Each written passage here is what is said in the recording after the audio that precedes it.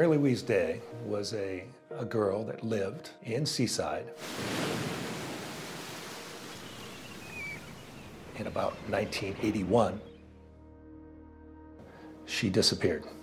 What do you mean she disappeared? She disappeared off the face of the earth.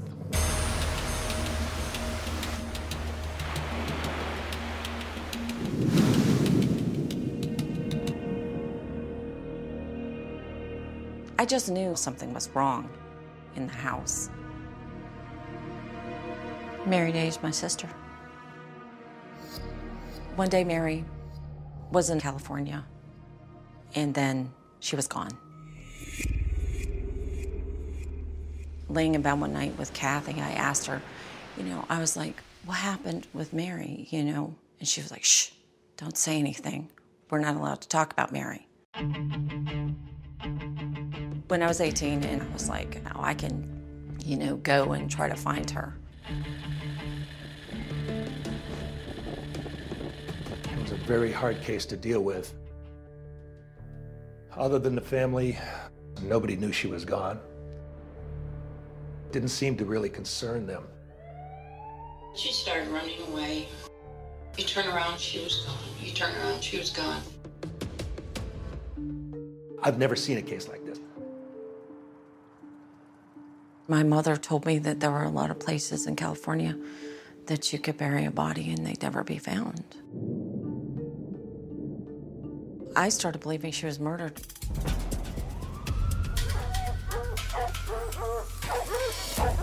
The dogs went into the backyard. We just had an indication from the cadaver dogs that there were human remains there. And our guys started digging, and my heart was pounding. We were looking for a little girl's body, and we found a little girl's shoe.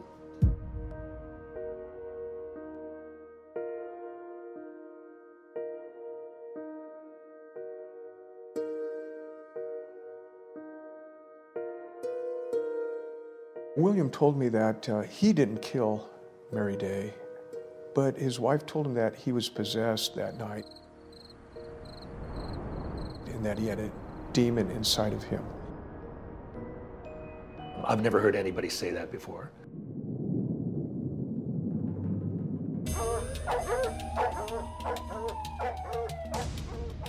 This is a crazy case. Mary disappeared, no trace of her for 22 years. And then what happens? And then, when I got a phone call, he told me, hey, Captain, he says, you sitting down? He said, gotta let you know that they say that they found Mary Day. And I'm like, oh, this case just gets weirder and weirder.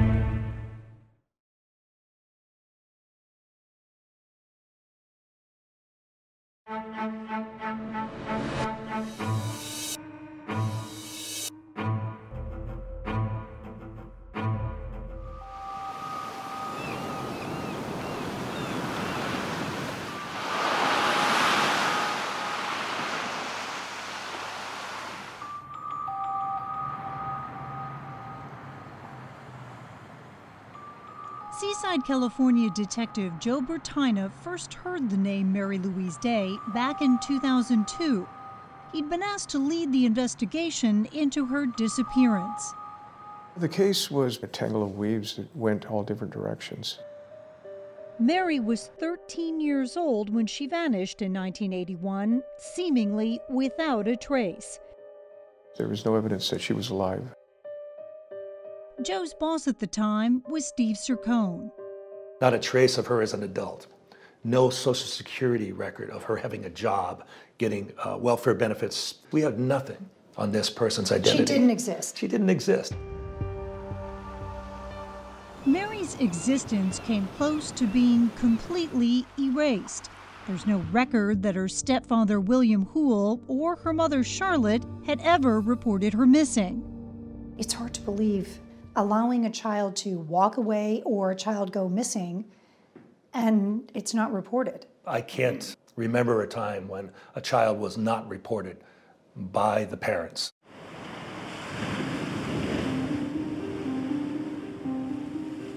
I couldn't understand how a mother could not go to the ends of the earth to find her child. It was this woman, Sherry Calgaro, Mary's sister, who finally got authorities on the case.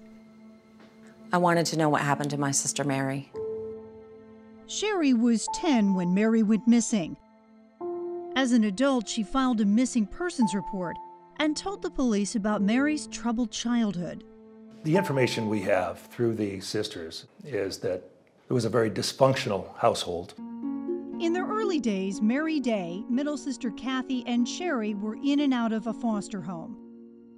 Their mother could not take care of them. Sherry was adopted by the foster family. We were separated when I was 6 years old. Mary and Kathy were returned to their mother, Charlotte. By this time, Charlotte had married William Hoole, and the couple had 2 kids of their own. Hoole was a soldier. The family moved around a lot from base to base. At one point, detectives say Mary's stepfather had been reportedly physically abusing her. Children's Protective Services had taken custody of Mary. She was eventually turned back over to the family. In my opinion, the system failed. At the time Mary disappeared, Hoole was assigned to Fort Ord on the California coast north of Monterey. They were living in Seaside, which is kind of a military town at that time. And that's where she was last seen. Sherry, who kept in touch with her birth family, later visited them. When I went to visit my family, I asked them what had happened to my sister Mary.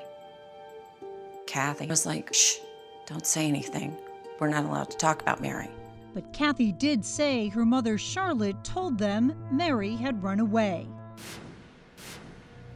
At the time, I wasn't sure what I thought, except that it didn't make sense to me. When Sherry grew up, she filed that missing persons report. By the time Seaside Police launched its investigation in 2002, there was little to go on. The neighbors barely recalled the family living there.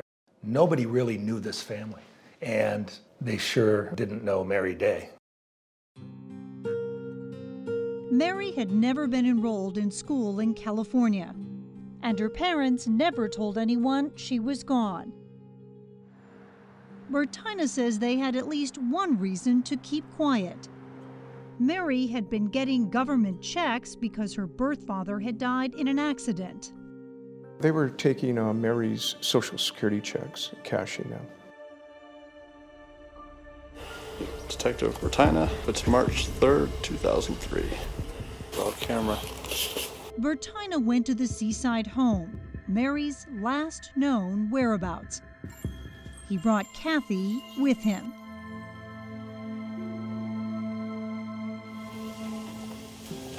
Pictures used to be there of all of us. Kathy was just 11 when she last saw her sister. That day lives in my head a lot. It feels like you're opening up a scab, you're opening up, and it hurts. Me and Mary right here. This is Mary's and mine. Mary was at home along with Kathy when the rest of the family went out. They came home later that evening, and while they were